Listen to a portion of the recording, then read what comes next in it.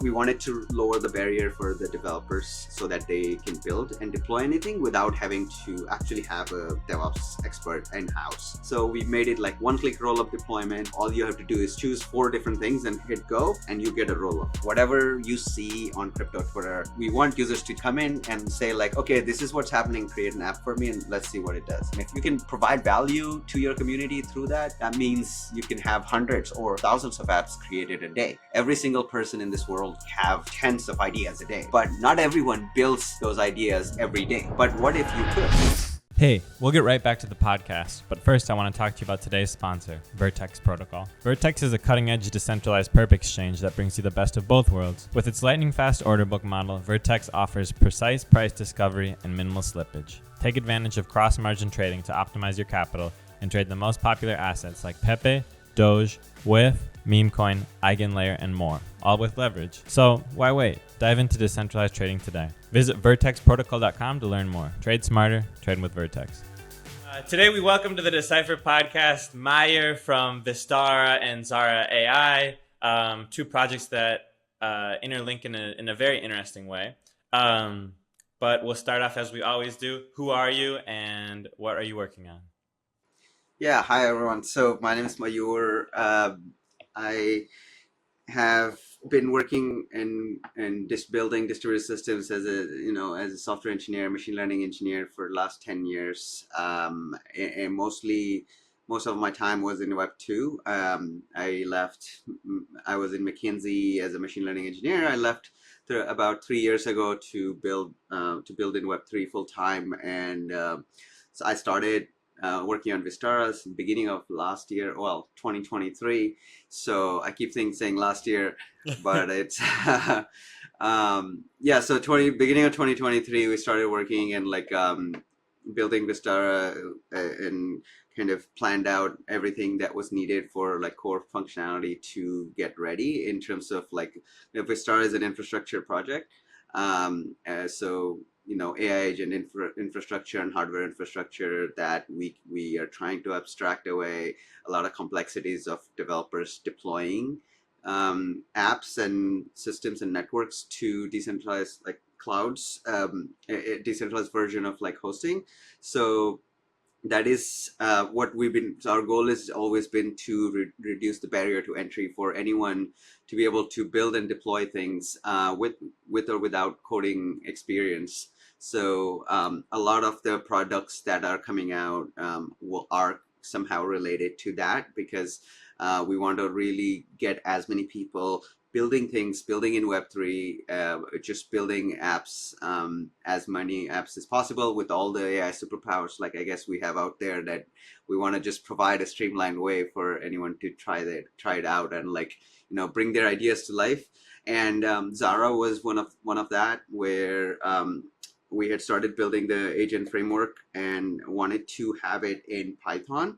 So that's how Zara got started, and started out as an autonomous agent that kind of just works as an influencer on Twitter, interacts with some other agents and interacts with and replies to comments and things like that, generates memes and videos, all that stuff. But that's how initially it got started, and then based on community feedback, we did crowdsourced backrooms and everything, where users could ask questions or replies on Twitter. So right now, based on the user feedback and community feedback, we have technical analysis that Zara does based on, you just ask a question about a token and Zara goes get the real-time data, real-time prices, figures out does all the calculation that is needed. Currently, all technical analysis related, and slowly mindshare data is coming up. But those are the two projects. Vistara is already kind of almost built. So because it's an infrastructure project, we wanted to build some apps that showcase the functionality of how Vistara works, and that showcases, why it's important, and how it will be scalable, and how Vistara is scalable, how do you deploy on it, and that Zara is one example of that. And as the traction grows for Zara, a lot of the learnings are coming from Vistara's core product as well. Right. Excellent. Two things I want to kind of key into in your founding journey here are, one is like your participation in AI ML pre kind of like Chat GPT 3.5. Like this is, it seems like there was this revolution and then all this attention came to AI, but the people who were around before kind of like are trendsetters in a way. And then the other component is your kind of background in Web 2. And I'm always bullish on Web 2 entrepreneurs because they have this kind of like, or Web 2 entrepreneurs in crypto because they have this kind of more pragmatic, product focused mindset typically. Talk to me about the beginning of Vistara. How did you change? How did you develop that conviction to work on like this singular idea? And talk a little bit about kind of like the early team and maybe a bit about the fundraising journey. Yeah, so the idea was around Vistara was like first I just wanted to build um, I the gap I noticed even at McKinsey and even in Web3 was mostly, everyone knows how to build applications. Everyone knows how. A lot of people still like it's easy to build and create models as well and train models. It's just as long as you have infra, like a lot of code is already existing. There are incredible Python packages that are out there that you don't need to write a lot of code around it. But so it is easy to create. It's easy to create MVPs, but the challenge really is when you take it from zero, when you take it from like a minimum viable product to a fully production ready system. And what that just means is you have to then figure out monitoring, observability, like logging, like how do you keep it operational? Can it be scalable? Is it resilient? How can it be fault tolerant if all over the world people exist all over the world and that are using your system? Um, is it highly available and all of that? So those are just like a lot of DevOps related things that I also focused a lot on, and that's the gap I saw. So I started the initiative of what I used to call ML Ops, and where machine learning operations, how what are the best practices, and so that's some of the inspiration. And the same gap was I saw in Web3, at least in 2022, end of 2022, around there is there are many people building things. It's just, and creating and deploying is also easy, but then after that and like actually operationalizing it as you scale and as you get more demand, that is the most difficult part. And I usually just say this, like Google engineers, the Google pays the most amount of money to DevOps engineers because they're Mm. just rare, and like they're it's you need to work on it and like have some experience in it to more confidently manage large distributed systems.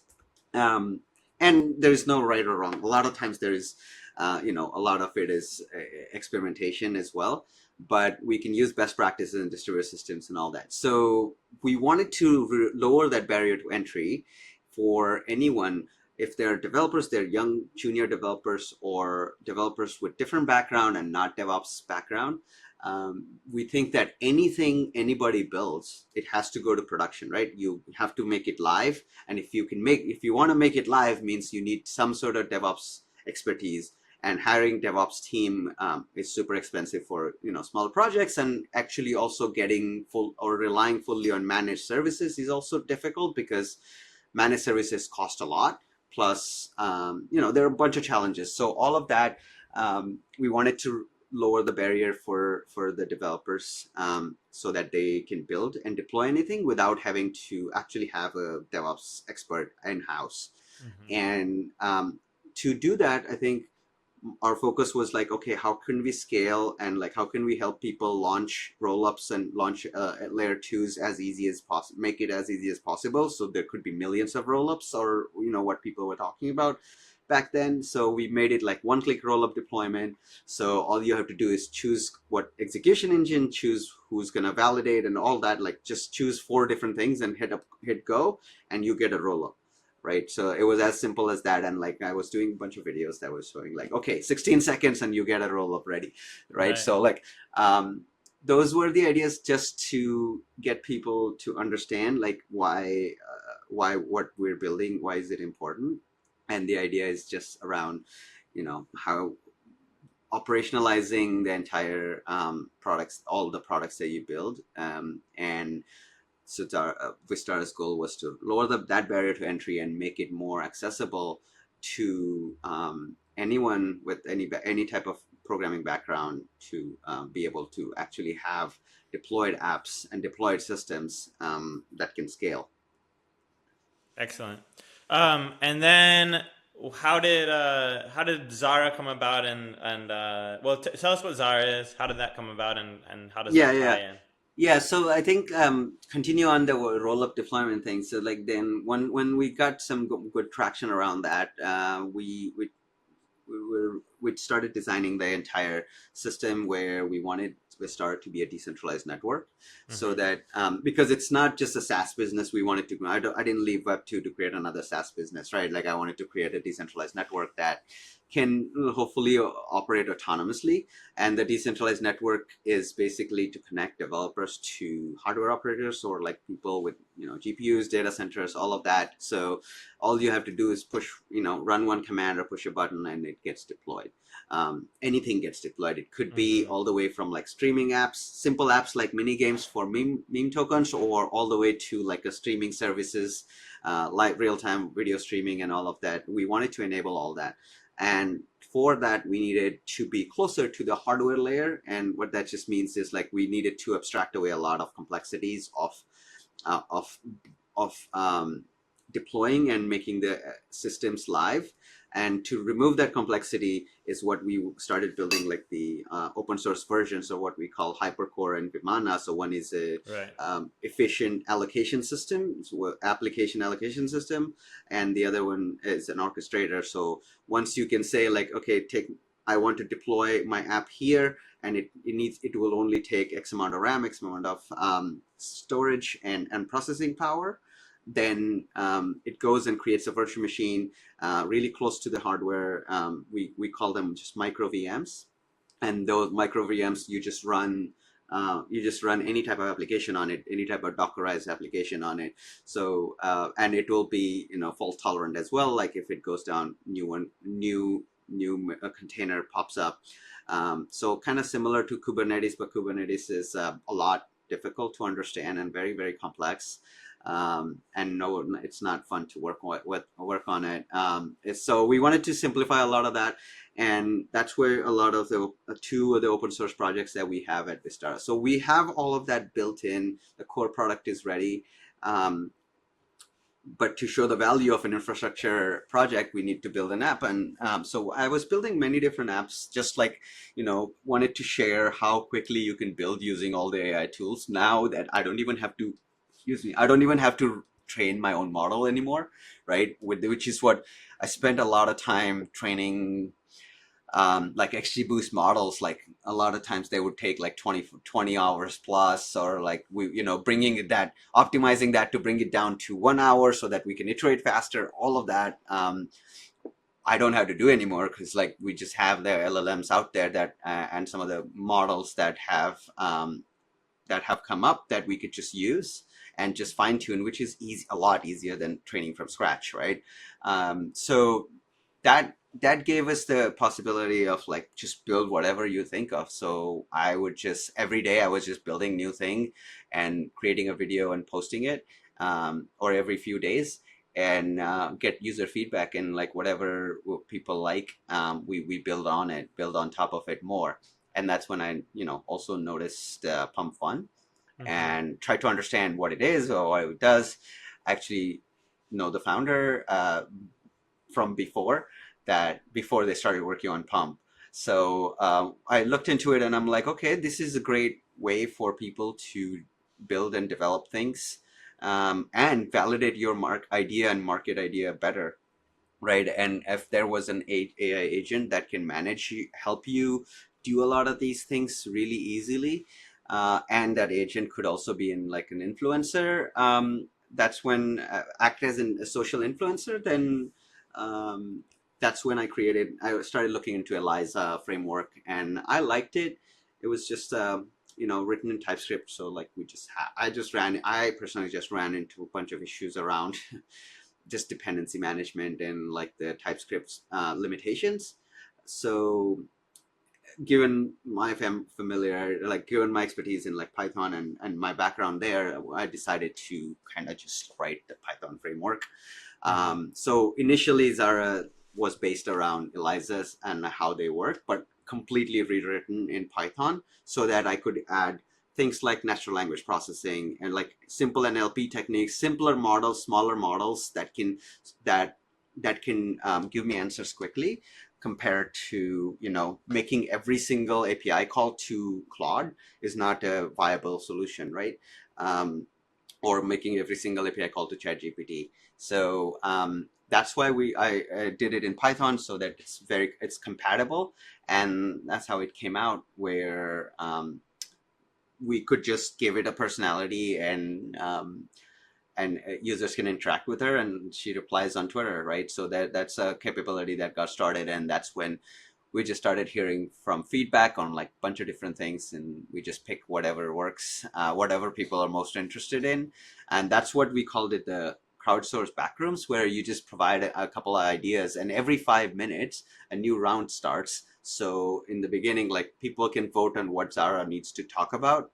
People can write what they want Zara to talk about in that 5 minute window, and whoever gets the highest votes, Zara talks about that, right? Right. So it kind of creates like you can ask questions and like get around that, and that's how we started looking into like, okay, trading and trading insights and technical analysis and stuff is going to be really interesting, because that's what people would want to see. Like a lot of these tasks where we were able to do automation around it like for years now, except for like the automation can be smarter, right? The automation can be smarter because of the LLMs, and that's how the Zara started. And like, if we that's when once you can have Zara agent working and doing trading analysis and like doing a bunch of different capabilities like that, how can we scale it? To be able to scale it, that's when we have to create like the Z framework to standardize, because right now all I see is like agents interacting with other agents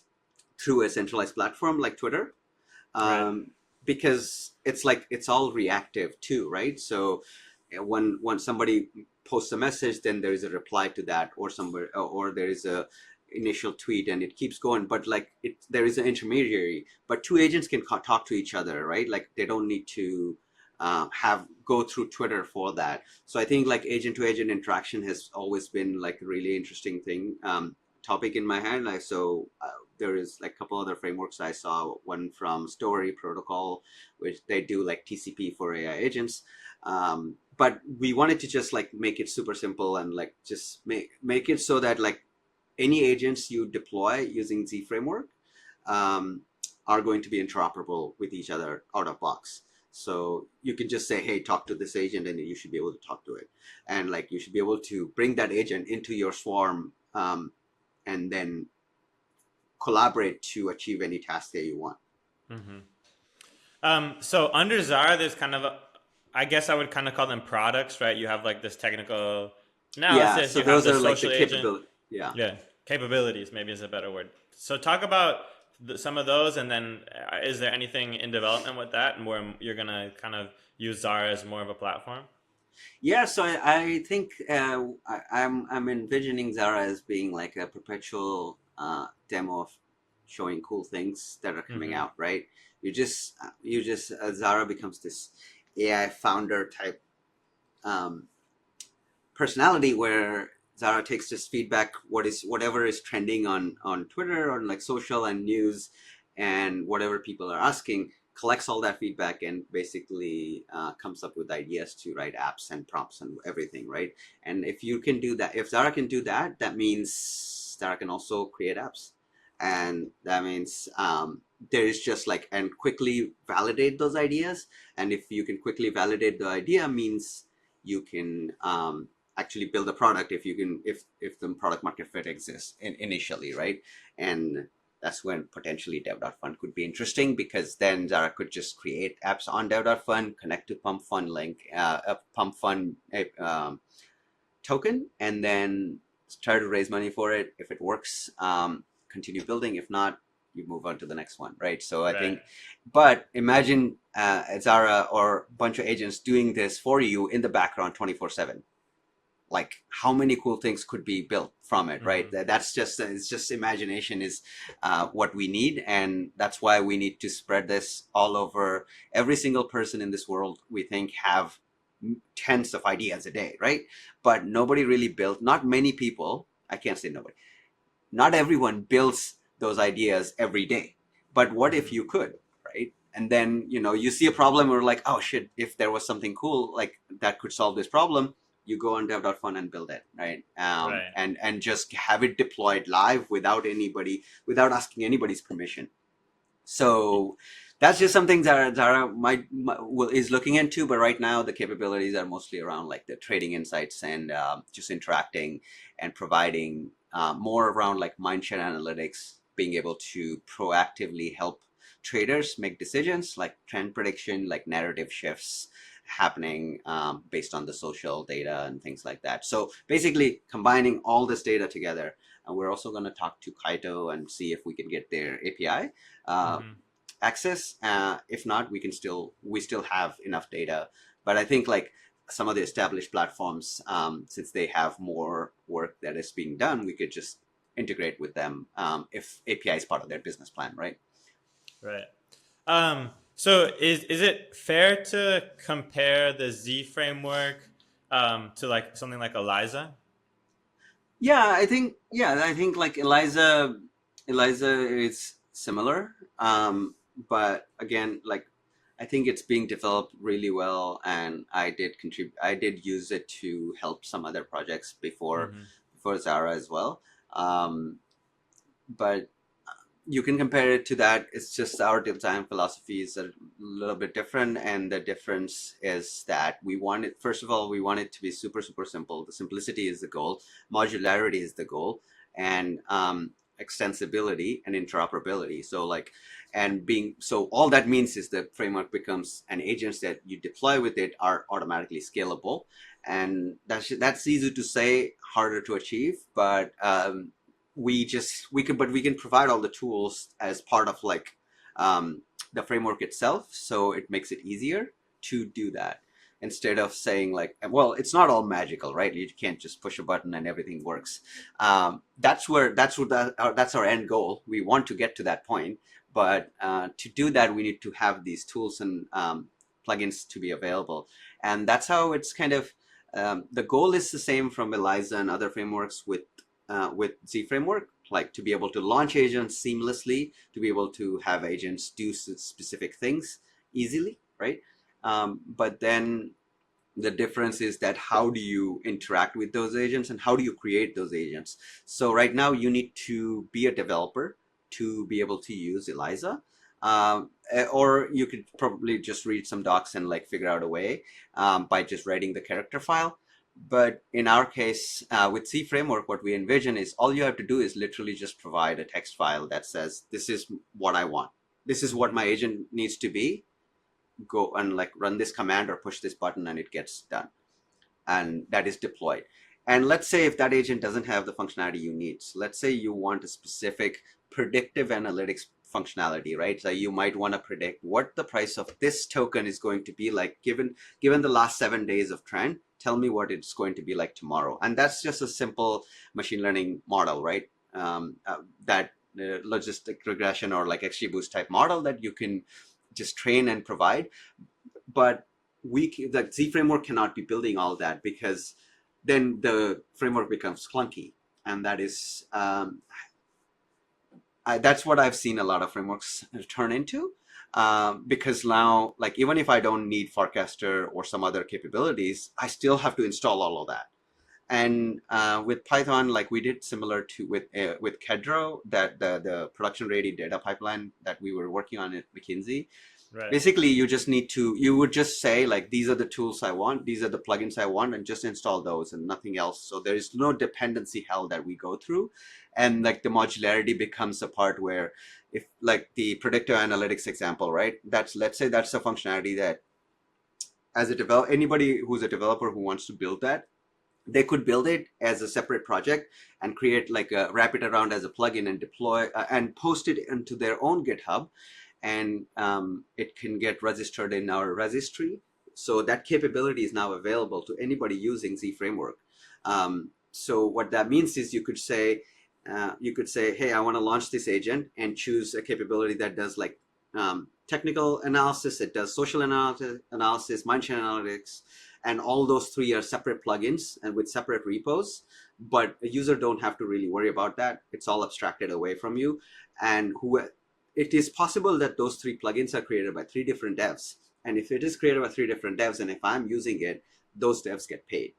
um, and this is another way to just like create like community way of like more contribution, and like this is how we create an ecosystem, right?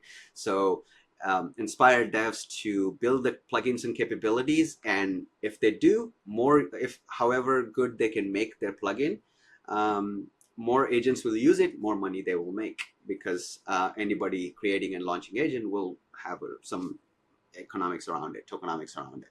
So that's like the idea, and how we could not only just launch but also create capabilities and help people create an ecosystem that can thrive with or without your programming background. Mm-hmm. Tell me, you have Vistara, right? You have Zara the agent, you have the Z framework, and you envision a world where, Zara or Z framework agents are kind of deploying their own apps, right? How should I think about kind of your ecosystem, right? Like if I want exposure to it, is it under the Zara brand and the Zara token? Is it going to be a network of tokens? Is it something kind of like hub and spoke model? How should I think about it? Yeah, so um, I think anything related to Zara is going to be can be just related to all AI agent related things.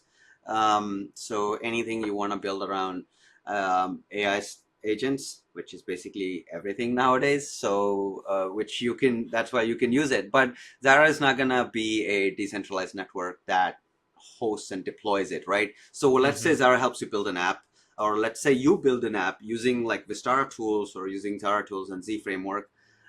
It needs to be deployed somewhere. It needs to go, and we know like most of like Web3 still runs on cloud, centralized clouds. So that was one of our goals as well with Vistara, to move that away and like try and make it as truly decentralized as possible.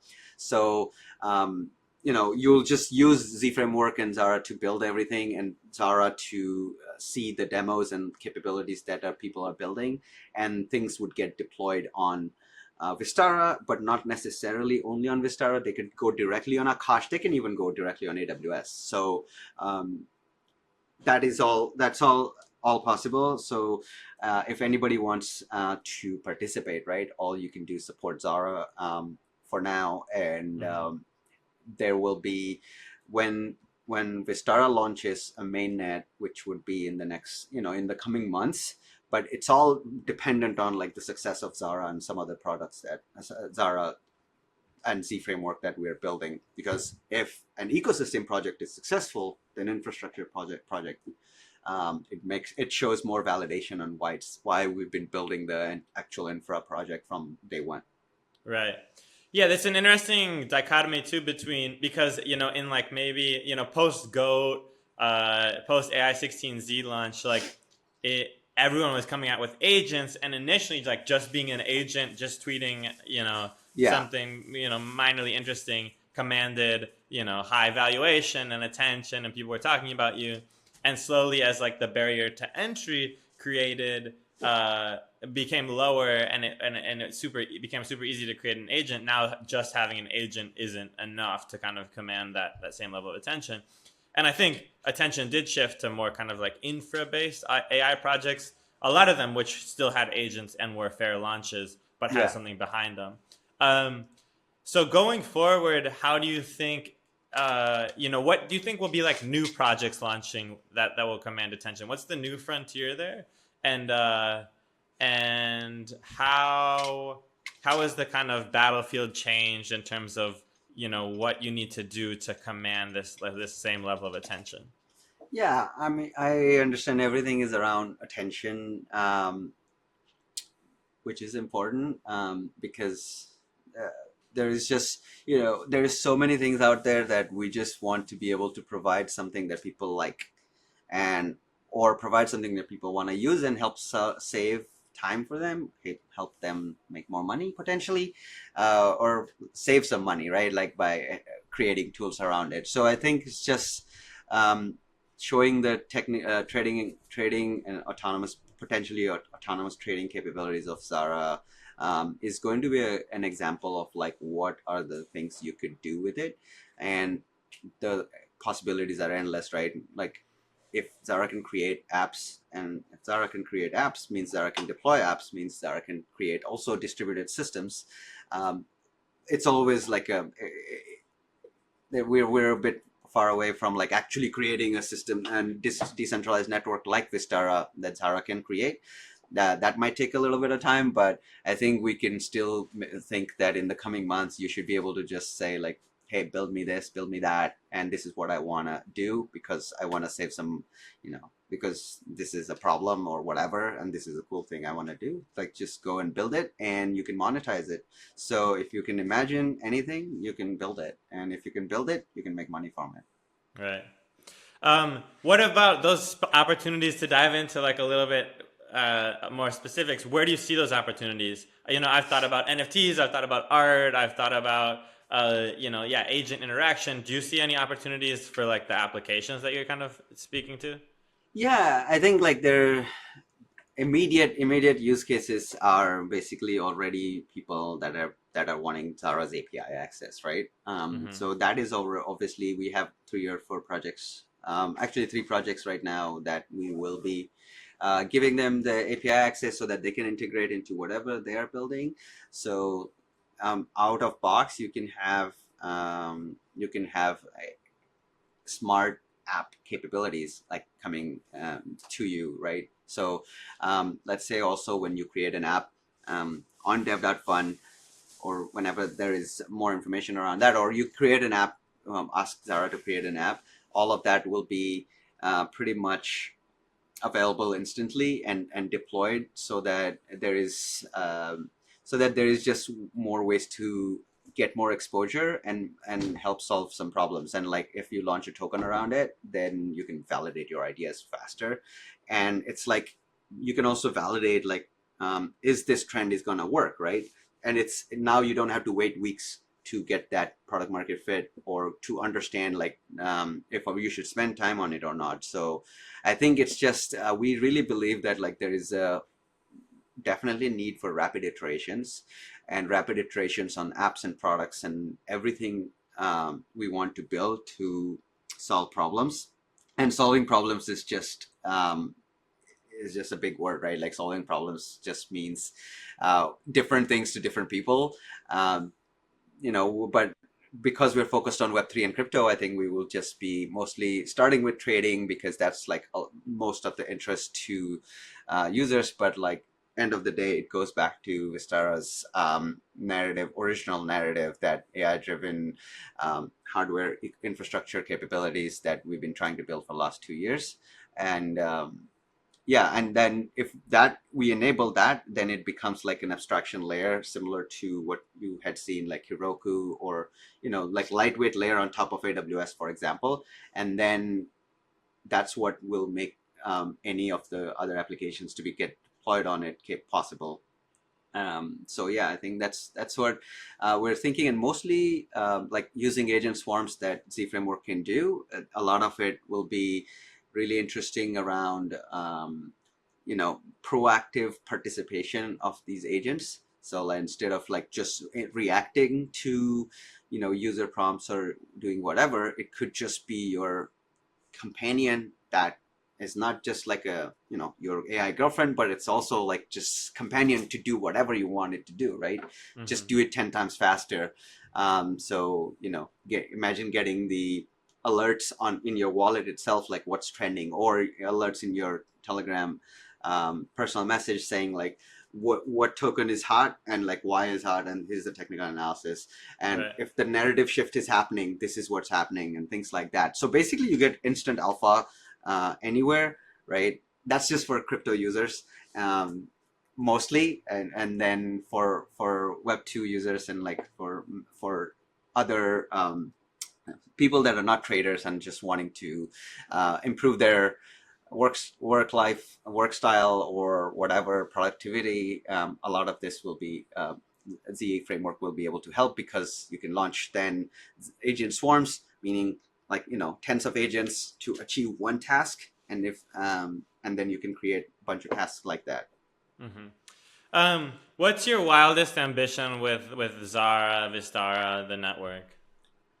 I mean, what I would want really is to somebody to say, "Hey, well, I want to create a real time streaming service because I want to be able to watch anything, any sports game in the world, anywhere, like without having to, rely on like five different systems, for example." And there is not any decentralized version exists, right? Like right now, I'm in Boston. If I want to watch the Celtics game, and if it's on TNT or ESPN, NBC Sports Boston a lot of times gets blackouts or whatever they call it, Mm-hmm. where you just can't see it. You have to pay something else, right?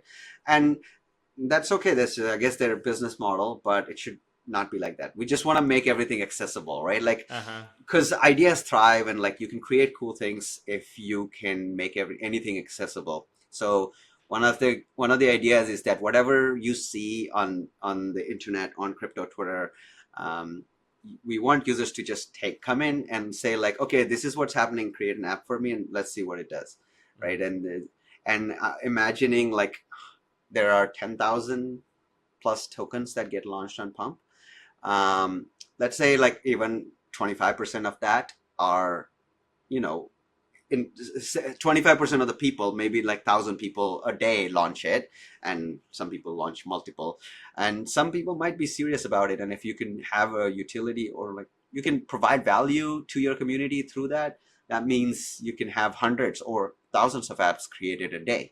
Mm-hmm. And this goes back to like I kept thinking like when Ethereum came out, like we had to there had to be like thousands of smart contracts deployed before Uniswap became a really important DEX, right? So, and that was possible because of rapid iterations and quick feedback, and like no tax on innovation, right? It should all just be free to go, free to build and deploy, so you can test it out. And that was also like one of the goals of Vistara. To reducing barrier to entry means also like accessibility. Like there's no tax on innovation, so you just whatever you want to use, we will have it all open source and you can build it. And with the use of with Zara now and Z framework, you can do all of that. And Zara becomes then just first AI founder that creates $1 billion company. Excellent. Yeah, $1 billion product. it's a gateway to human creativity. Unlocking the kind of potential of the billions of dollars of ideas we all have in our heads. Yeah. Phenomenal, awesome. Where can people find you? What should people check out? Yeah, so if you are interested in learning more about Vistara, go to docs.vistara.dev. There is very in-depth technical explanation on like what we're thinking, why we're doing it. And if you want to learn about Zara, there's or visit zaraai.xyz. I will share it in notes as well, and then you can go to docs.zaraai.xyz. And if you just have a question and like, hey, can I ape into this token, just tag Zara and say like, hey Zara, can you tell me if I should buy goat today? And then Zara will tell you yes or no. Obviously, Mm-hmm. she Excellent. is not a financial advisor. Well, she is a financial advisor, but take it at your own risk, I guess. Phenomenal, awesome. Thanks so much for being here. We really appreciate your time and your insights. Yeah, thanks for having me. This is great.